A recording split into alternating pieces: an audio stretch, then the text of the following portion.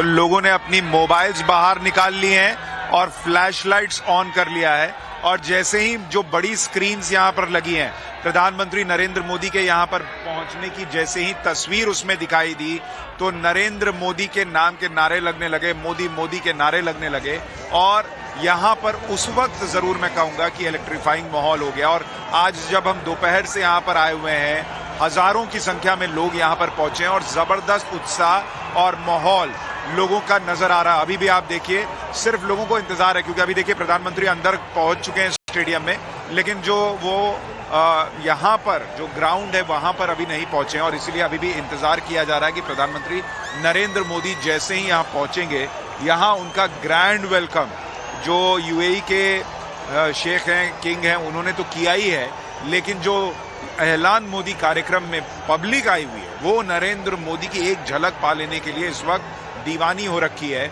और इसीलिए कार्यक्रम का नाम ऐलान मोदी। ऐलान का मतलब होता है वेलकम करना। तो प्रधानमंत्री नरेंद्र मोदी का जो वेलकम किया जा रहा है नाविका जी, बहुत जबरदस्त है और मैं दिन भर से लोगों से बात कर रहा हूं, जो मूड और सेंटिमेंट है यहाँ पर लोगों का। लोग, एक महिला ने मुझसे कहा, मैंने कहा कि आपको नरेंद्र मोदी में क्या अच्छा लगता है, तो उन्होंने कहा नरेंद्र मोदी में मुझे सब अच्छा लगता है क्योंकि नरेंद्र मोदी एक इमोशन है और वो एक स्टेटमेंट जो है ना, वो आपको यहाँ पर आकर लोगों से बात करके महसूस होता है, कनेक्ट करता है कि वाकई नरेंद्र मोदी इमोशन है।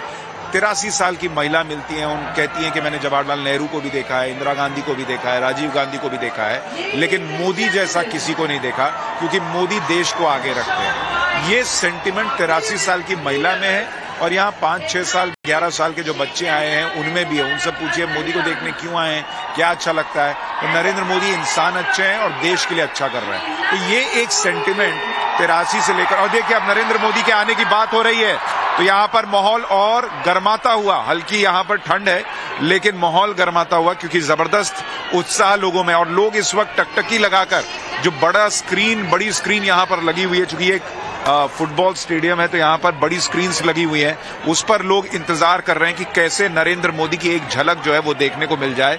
और नरेंद्र मोदी के यहाँ पहुंचते ही जबरदस्त उत्साह देखने को मिलने वाला है। हमने थोड़ी देर पहले यहाँ देखा था कि एक कार जो है सफेद रंग की ओपन रूफ वाली, वो यहाँ पर एक चक्कर लगा रही थी। तो मुझे लगता है, हो सकता है कि नरेंद्र मोदी यहाँ पर लोगों के बीच भी जाएं, उनसे मिलें भी, उनको वेव ऑफ भी करें, ये तस्वीर भी देखने को मिल सकती है। लेकिन पूरे अबू धाबी में एक तो नरेंद्र मोदी की चर्चा है, दूसरा जो हिंदू मंदिर इस्लामिक राष्ट्र में बना है उसकी चर्चा, यही दो चीजें हैं जिनकी चर्चा है। और लोग जब उस मंदिर की बात करते हैं तो कहते हैं कि ऐसा लग रहा है कि नरेंद्र मोदी अयोध्या को अबू धाबी में लेकर आ गए। अब ये मैं आपसे पूछना चाहती हूँ, आपने दोनों मंदिर देखे हैं, आपने अयोध्या में राम मंदिर भी देखा है, आपने ये बैप्स शिव नारायण मंदिर भी देखा है, कुछ हमारे दर्शकों को बताइए कि अनुभव कैसा रहा। देखिए, ये आपने बड़ा अच्छा काम किया कि आपने मुझसे ये नहीं पूछा कि मुझे ज्यादा अच्छा कौन लगा, वरना मैं बड़ी दुविधा में पड़ जाता, क्योंकि दोनों ही मंदिर बहुत अच्छे बने हैं। राम मंदिर आपने भी देखा है, रामलला के दर्शन किए हैं। यहाँ हालांकि जो मुख्य मूर्ति थी स्वामीनारायण की, वो अभी उसमें प्राण प्रतिष्ठा नहीं हुई है तो वो मूर्ति ढकी हुई थी, प्राण प्रतिष्ठा का कार्यक्रम कल है। लेकिन दोनों ही मंदिर बहुत ही भव्य और शानदार बने हैं नाविका जी, मैं आपको इतना बता सकता हूँ। और दोनों मंदिर की एक एक ईंट में इमोशन है लोगों का। यहाँ लोगों का इमोशन ये है कि भाई, कभी हमने सोचा नहीं था इतने सालों में कि इस्लामिक राष्ट्र में, जहां जिस धर्म में बुत परस्ती मना है, वहां एक राष्ट्र के अंदर इतना बड़ा मंदिर, गगनचुंबी, दूर से आपको दिखता है भाई, जो वहां पर उसके पिलर्स हैं, जो शिखर हैं, वो दूर से नजर आते हैं। तो वो मंदिर बनेगा, वो लोगों ने सोचा नहीं था। तो एक एक ईंट में इमोशन है। और राम मंदिर जो अयोध्या में बना है, उससे जुड़ा इमोशन तो किसी से छुपा नहीं है। 400 साल से ज्यादा का इंतजार और उसके बाद वो मंदिर बना है। तो दोनों ही मंदिर जबरदस्त हैं। यहाँ पर नक्काशी, वहां पर आप नक्काशी देखिए, आपको लगता है ये मंदिर 1 घंटे में, 2 घंटे में आदमी क्या देखेगा। जिस चीज को देखिए उसके बारे में आदमी खो जाता है, देखने लगता है। मूर्तियां यहाँ पर जो है 7 शिखर हैं और हर शिखर के नीचे एक मूर्ति है। जैसे एक शिखर के नीचे हमने देखा शंकर जी और पार्वती जी की मूर्ति है, दूसरे शिखर के नीचे राम जी, सीता जी, लक्ष्मण जी की मूर्ति है।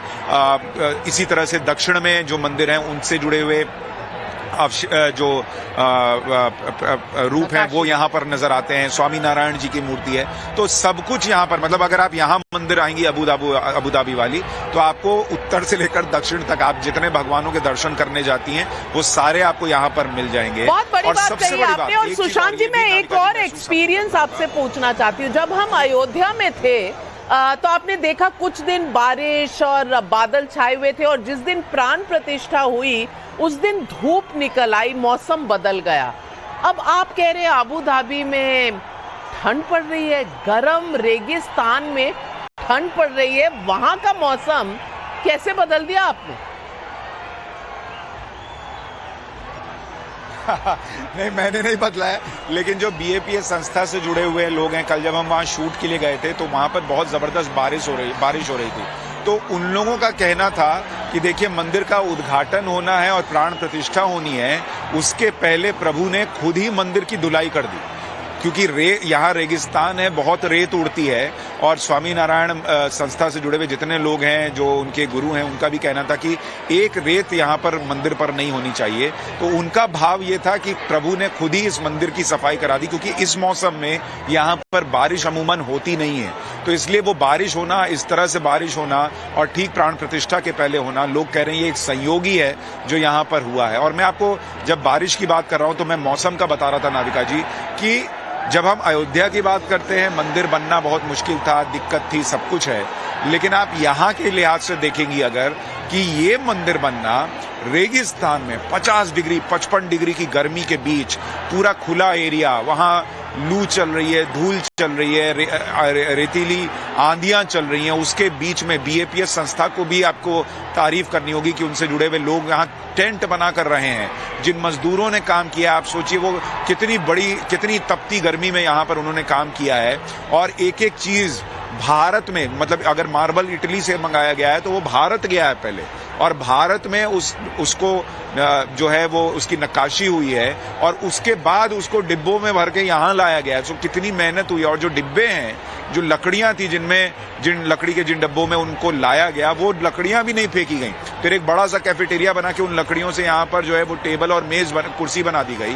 तो उसका भी पूरा ध्यान रखा गया है कि इको फ्रेंडली भी हो और मैसेज जो है वो जाए, और सनातन की जो दूरदृष्टि है वो भी नजर आए। तो ये दोनों ही मंदिर, और यहाँ पर आप लोग आइए, लोग कहते हैं अयोध्या को लेकर तो लोग बम है कि बहुत गजब ही हो गया, अयोध्या में मंदिर बन गया, और यहाँ के लेकर भी वही इमोशन है। तो इसलिए नरेंद्र मोदी को लेकर मैं आपको एक बार फिर तस्वीरें दिखाऊं।